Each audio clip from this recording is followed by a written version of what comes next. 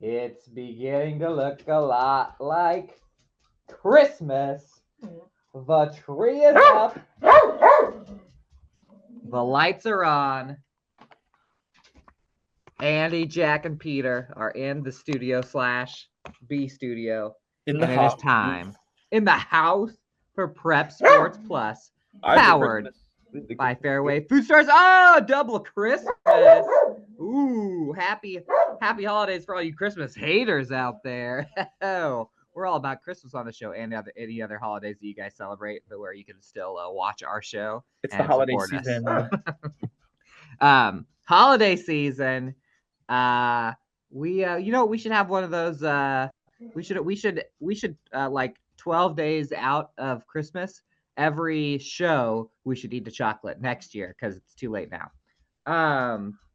Oh yeah, we do have less than 12 days till Christmas. That's crazy. Yeah. Well, plus we only have one show a week. Oh yeah, that would really have to eat like out. 4 chocolates a show. That would be fun.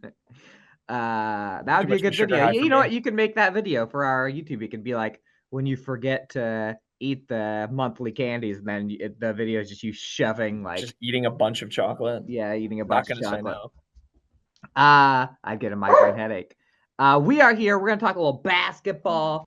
We're gonna start with a little Tuesday basketball. Then on B block, we have our much anticipated fastest 2-minute challenge.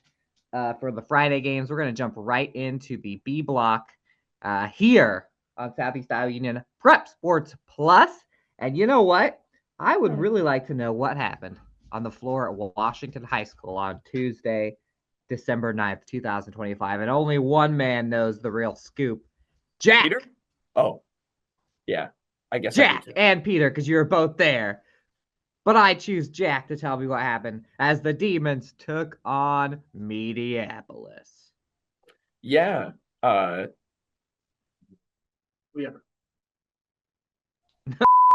Yes, Andy. I was at Washington, as was Peter. And as were you, gracious viewers, if you watched the game or games on the Southeast Iowa Video Network, where we will have every single Washington and Mount Pleasant home boys and girls basketball game this season. So be sure to tune into that and Mount Pleasant Live, the 2 YouTube channels. But yes, I was calling the game. I was taking pictures of the game. I was reporting on the game. I did all of the above as it was Splitsville for Washington between the girls and boys teams against MIPO. The girls played first. They lost to Mediapolis, a ranked Mediapolis team.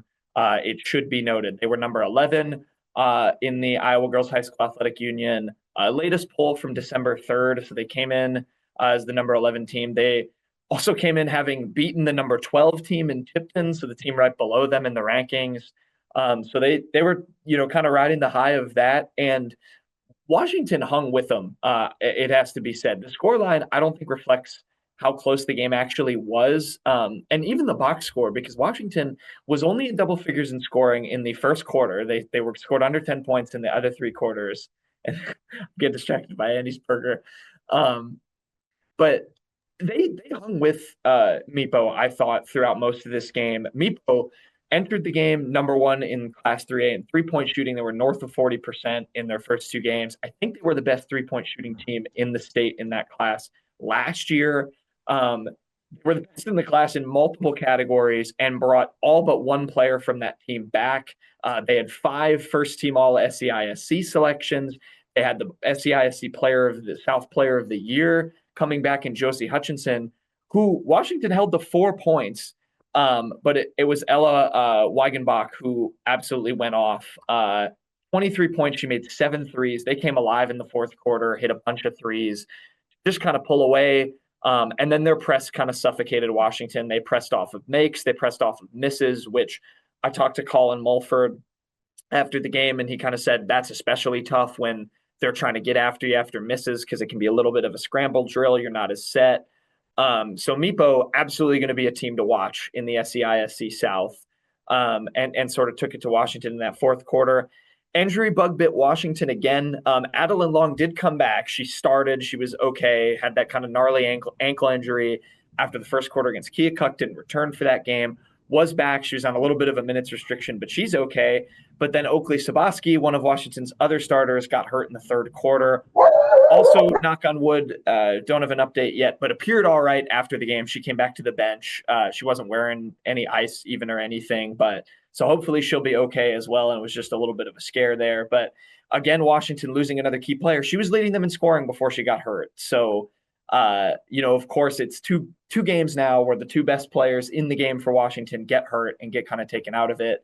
But it was a decent fight for Washington despite what the scoreline suggests. And then on the boys' side, sort of the opposite. It was the opposite result. The boys won 55-52. And this one, again, was a lot closer, or ended up being a lot closer than it really felt. Washington was up by as many as 15 in the first half.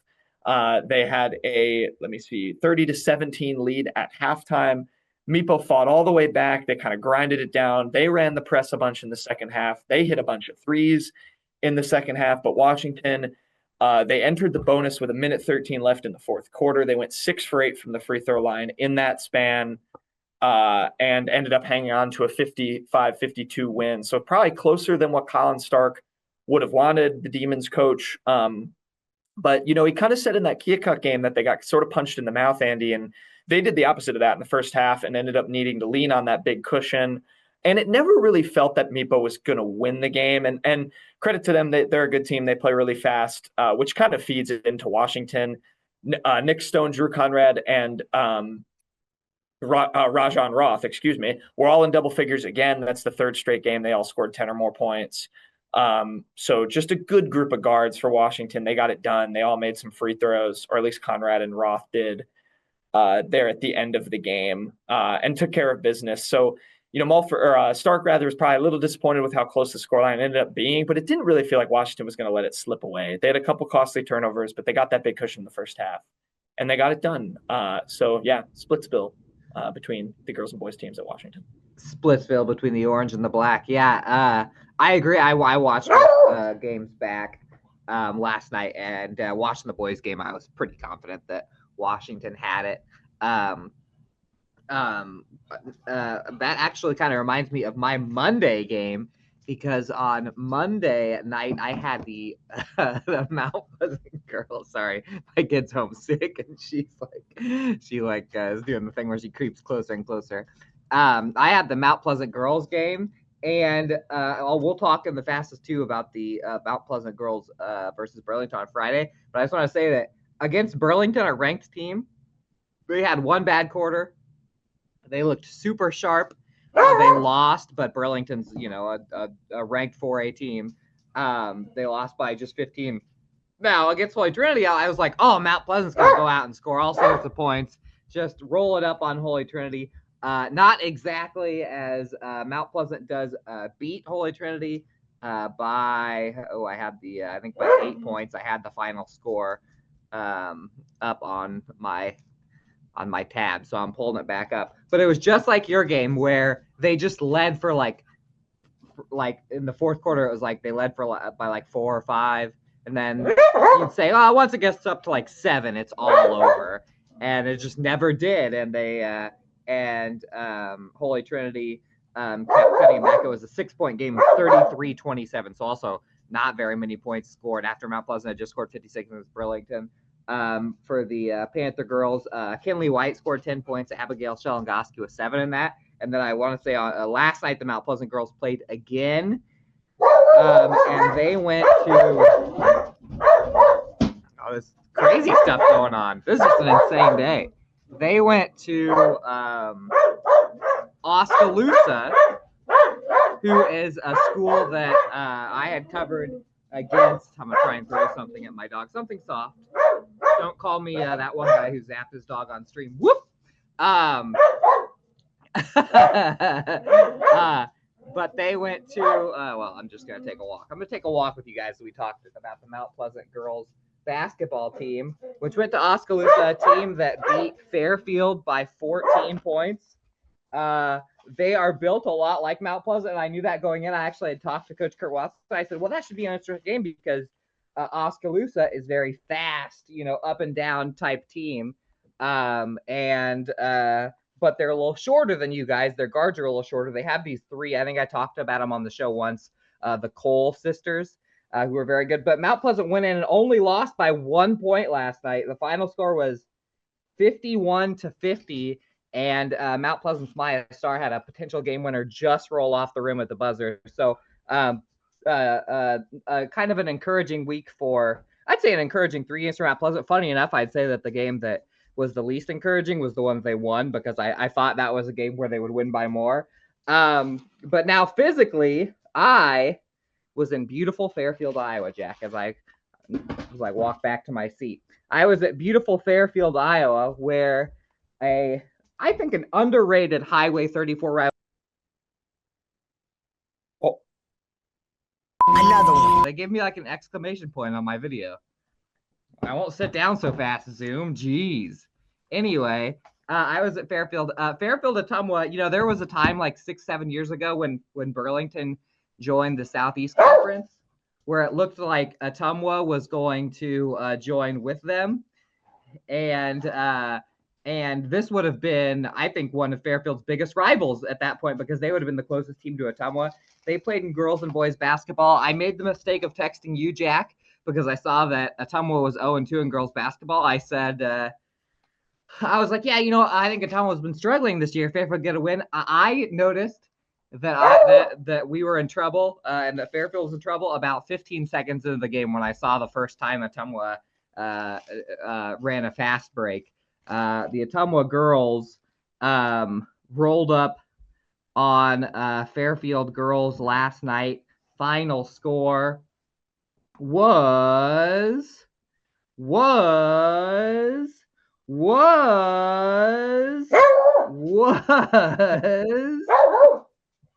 oh, 68-34. Oh, I called them a bum while I was insulting them during my stats, and I thought that it was a different team. But 68-34, Ottumwa, Vanessa Castle team.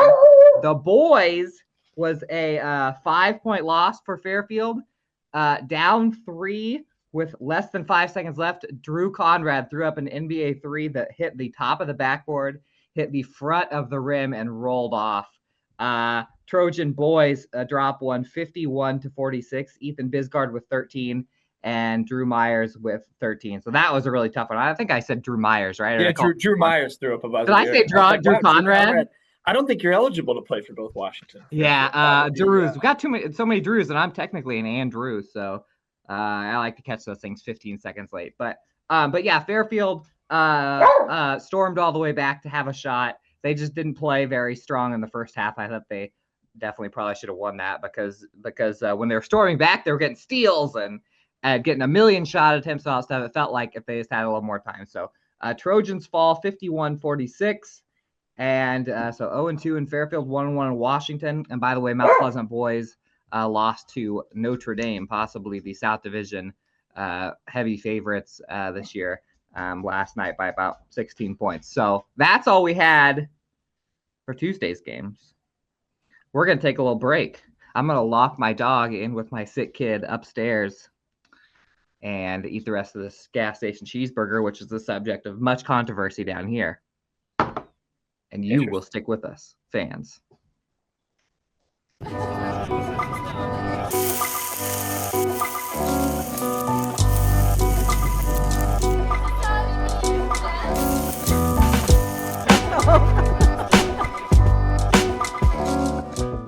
Introducing Hy-Vee Market Grill, where every meal is a delight. Start your day with our mouth-watering breakfast options and savor flavorful lunches with friends and family. Cap off your day with our delectable dinners. Hy-Vee Market Grill, where every moment is delicious. The Connie and Amanda team is dedicated to giving back to our community by actively engaging with our clients, businesses, and the public. When it comes to helping you find your next home, investment, or commercial space, the Connie and Amanda team is here for you.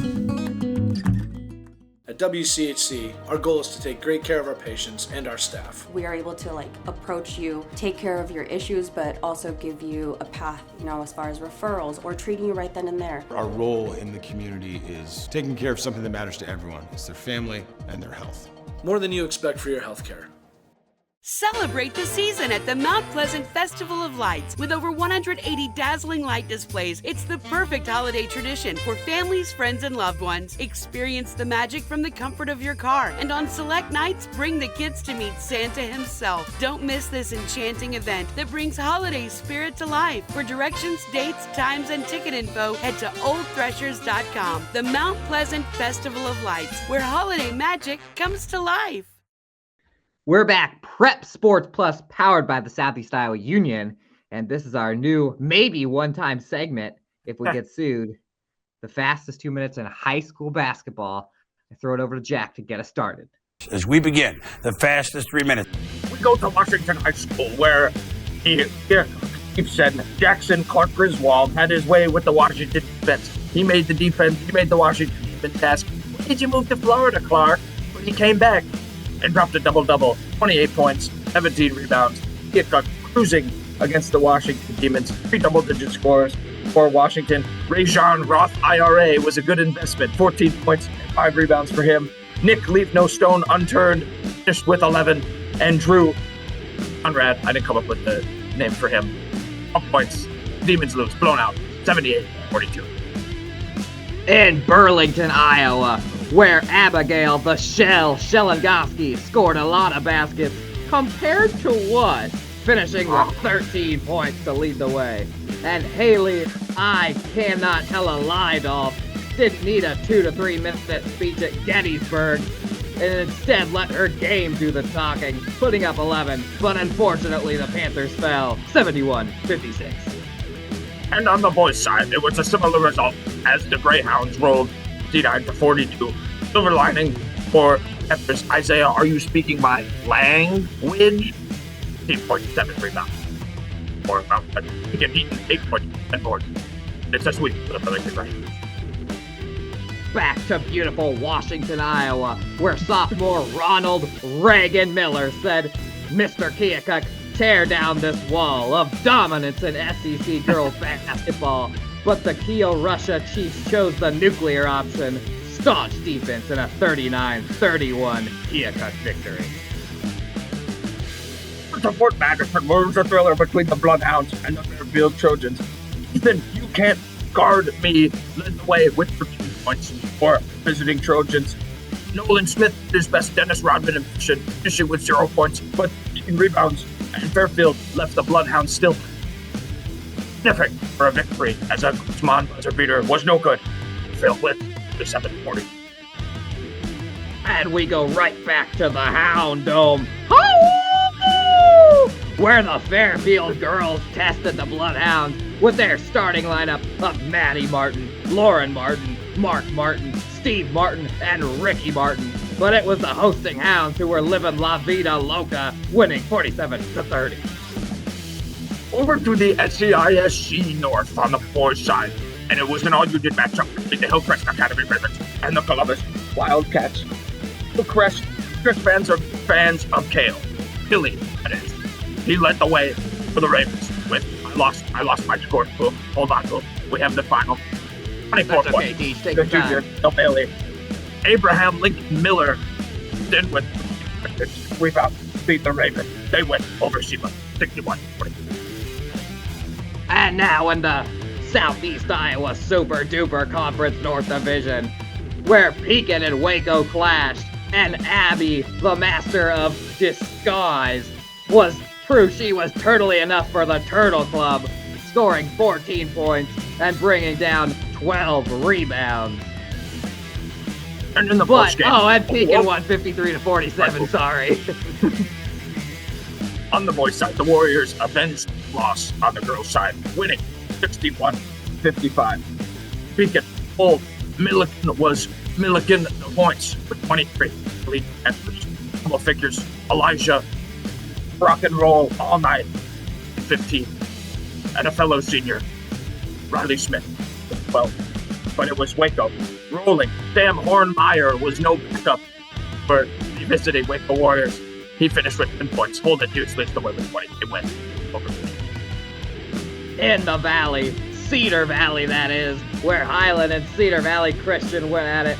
And Haley Brunt scored the majority of the points, putting up 17, as Cameron the Train said, I think I can, I think I can, I think I can, and she was right. 12 points, 12 steals, and 8 rebounds as Highland knocks off Cedar Valley Christian 84-2. Oh? Results in the boys game. Highland scored 81 points. Highland 85 points. Cedar Valley Christian managed 81 points. Cedar Valley Christian rolled. I thought I had notes on this one. I can't find it. It went 81. In the valley. In the valley. How about down in back in the North Division, where Columbus's John F. Kennedy Wolf King paraded through the streets of Columbus, leading the team with 11 points, 6 rebounds, and 4 steals, much like former President John F. Kennedy allegedly stole the heart of the late Marilyn Monroe. May she rest in peace. For Hillcrest Academy, Neva Helmuth said, I'm all in, collecting 7 boards, 7 points, 10 boards, and 17 World Series of Poker breaks. For the Winfield, we're on the boys' side with the Wolves rolling 36-46 against Lone Tree. Leader for Winfield, the Max Edwards, 15 points, 16 rebounds, double. Big night, the Max Edwards. Wolves win 36-47. The Winfield Mount Union girls might have fallen 75-33 to Lone Tree, but Lily Heckathorn said, come heck or high water, I'm getting to double digits, finishing with 10 points. Meanwhile, Madison Kellogg's Frosted Flakes may have only been good, scoring 9 on Friday night, but she was great when she threw up 39 against New London earlier this season. In the River Valley North, it was Woodbury against Comanche. Herb Brooks Weber made the Comanche Storm look like the Soviets, dropping 20 points on Comanche. Bryce Harper Henry was in double figures as well, with 12 and 8 rebounds. Midburn rolls, and the Golden Hawks are undefeated.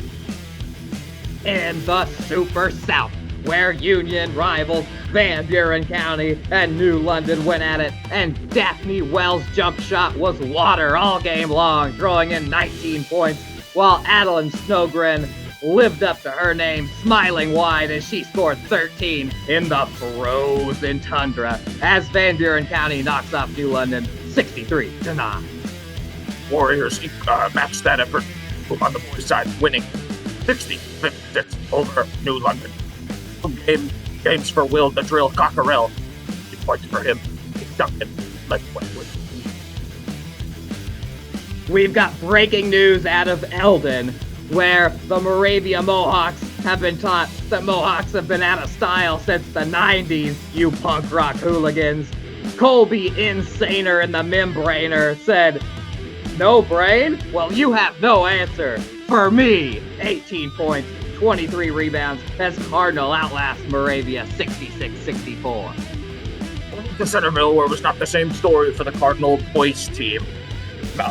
Malachi Jerry Rice looked a Hall of Famer, dropping 49 points on the Comets. Brutal game for the Cardinal as they lose 103. 103 points surrendered? Over in the over in the Sickle League, that's South Iowa Cedar League, as Keota's Emily Gonger said, we are monster foodies, scoring 15 points, while her co-host Cookie Monster finished the night with 16 cookies and 8 glasses of milk. Scoring 24 points was Cameron Diaz Hafley, who said, there's something about this team. And there is. The Eagles remain undefeated, 57-31 over HLV Tri-County. On the boys' side, my name is Jackson, last name Vito. I scored 21 and had 14 boards to lead the Eagles to a win. Fiona rolls over HLV TC 62. Back in the River Valley South, where the Mid-Prairie girls, now ranked 13th in Class 3A, beat Comanche 57-30.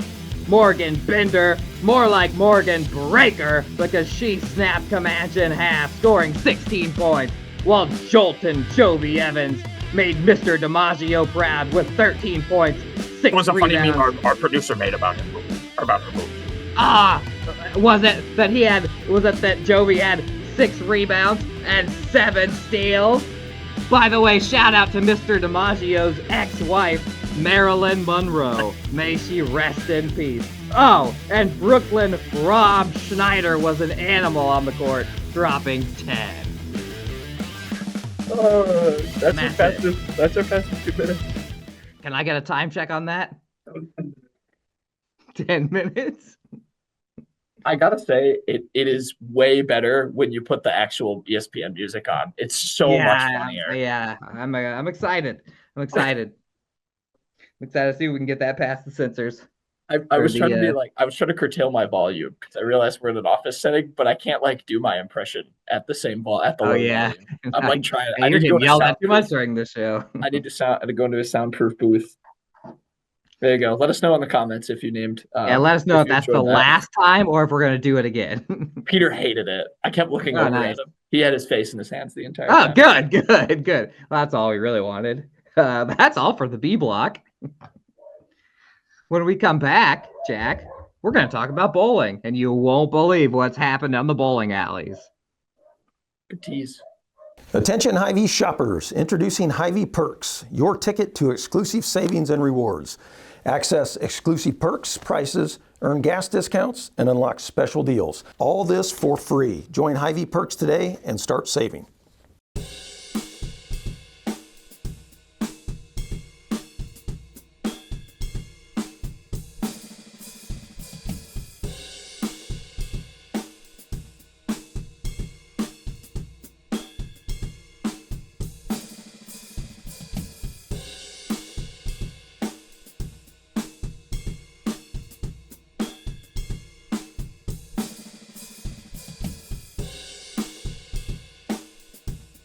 At SeaFirst Credit Union, we're all about making connections, like how we connect you to that dream vacation with a savings account designed to help get you on the flight there.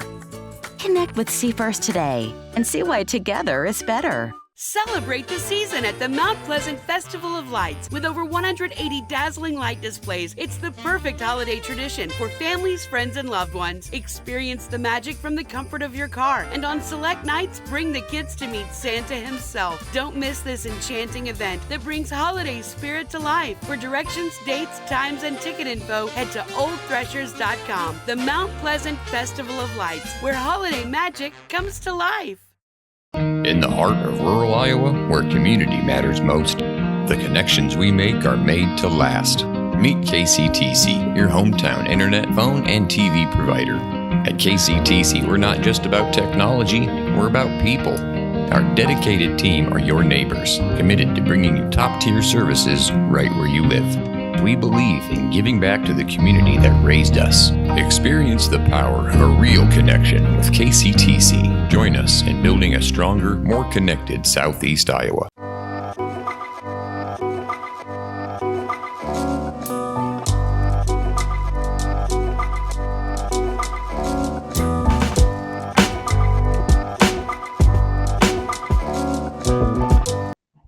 Welcome back to Southeast Iowa Union Prep Source Plus, the C Block. Our goodbyes. Before we say our goodbyes, little announcement, Jack, with some SEC bowling results. The Southeast Conference bowling lanes are heating up, and for the first time this season, I'm still hyped up from fastest 2 minutes.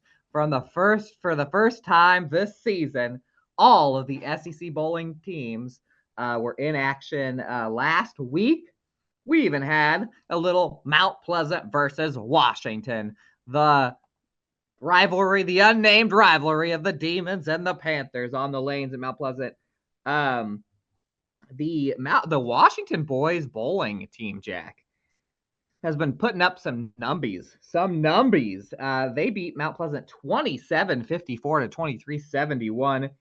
Mitchell Zaglaski ends up with a 451. Kelton Burke 429. Those are, of course, 2 game totals. Zaglaski had a 300 a couple weeks ago. I actually ran into him at Washington while I was there for basketball, and oh yeah, we chatted a little bit just about that. And I just said the 300. Where'd that come from? And he was just like, I don't know. Just he was locked in. He bowled like a 256 one of his games. This one, it's crazy that he might be. I hate to put that much pressure, but his numbers are better than his brothers. His brothers, the Zaglavsky family, of course, is quite a bowling family. The Mount Pleasant girls won. Now Washington does not have a girls team. Definitely not enough to score. I don't think any Washington girls actually were even at this one. They might not have anybody technically on the varsity roster. But the Mount Pleasant girls did win, of course, by forfeit, but they scored 2,178 points, the most that they've scored this season. Cheyenne Smith, the 359, and Natalie Brush, the 351. So Washington boys pick up a win. Mount Pleasant girls pick up a win. And then Fairfield and Burlington had some fun at Fun City in Burlington. And look at these. Look at how close these scores are. Trojan boys win by 15, 25-63 to 25-48. Dason Workman with 5-12, a huge night for him. Blake Ballou had 334, the second best Trojan. And then the girls lost by 23 pins, 1571 to 1548. So about as close as it comes there. Autumn McBride led with 342 for the Fairfield girls. Emma Cassa 2. Jack, we have some SEC wrestling.